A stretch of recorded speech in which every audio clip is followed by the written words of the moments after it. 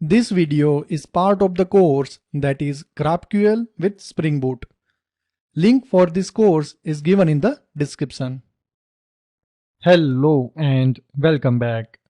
In this lecture, we will configure our Spring Boot application so that we can use GraphQL.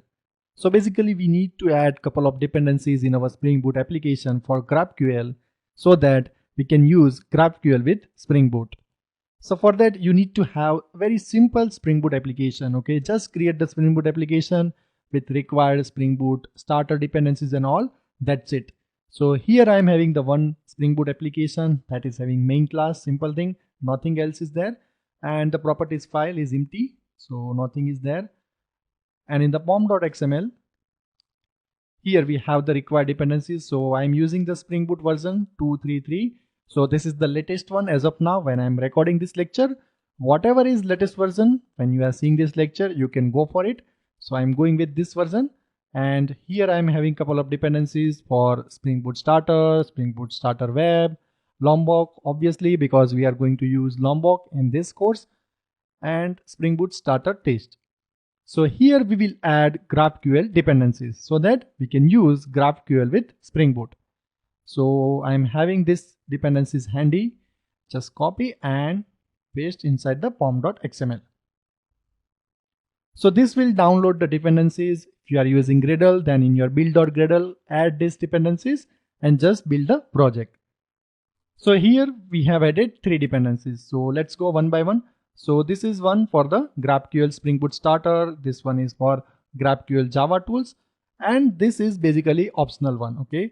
So don't get confused because this one and this one not the same one. Okay. This is not the duplicate one. Here you will see the difference I.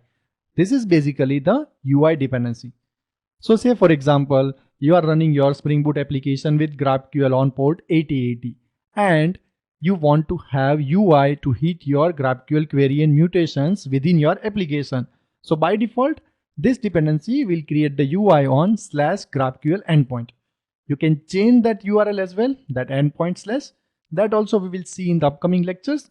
But the thing is, if you want to have UI to hit your GraphQL queries and mutation within your application, within your Spring Boot application that you are running on port 8080, then only you need this dependency.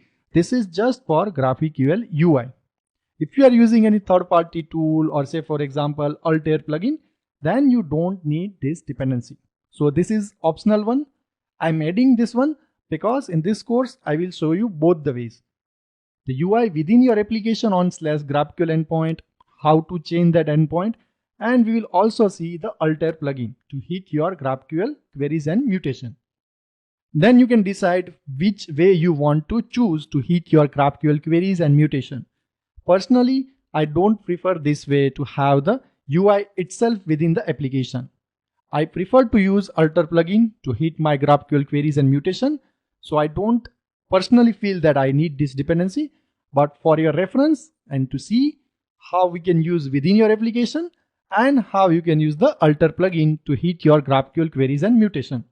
Just consider like you have REST APIs with Spring Boot and you want to have one endpoint, say for example /myapp to hit your REST APIs, HTTP, GET, POST, BOOT, whatsoever, right? So that UI you want to have within your application so that you don't need any third-party app or plugin, say for example Postman. So you don't need third-party tool if within your application you are providing a way UI to hit your REST APIs. So in the same way, by providing this dependency, you are providing a way to hit your GraphQL queries and mutation on the default endpoint that is /GraphQL. That also you can change. We will see in the upcoming lectures. So this one is optional and you need to add these 3 dependencies in your pom.xml. If you are using Gradle, then add it inside the build.gradle. If you like the video, then please subscribe to the channel, hit the notification bell, like the video, do comment in the comment section and share with your friends. Do you want to learn GraphQL? If yes, then I'm having complete course on it, that is GraphQL with Spring Boot. This course covers what is GraphQL, what is GraphQL query, mutation, schema, and the difference between GraphQL API and REST API. This course also covers the real-time implementation of GraphQL with Spring Boot. This course also includes how to use Project Lombok with Spring Boot application. So, what are you waiting for? The course link is given in the description. Just click on that link and start your journey of GraphQL with Spring Boot. We'll see you in the another video. Till then, happy learning and happy coding.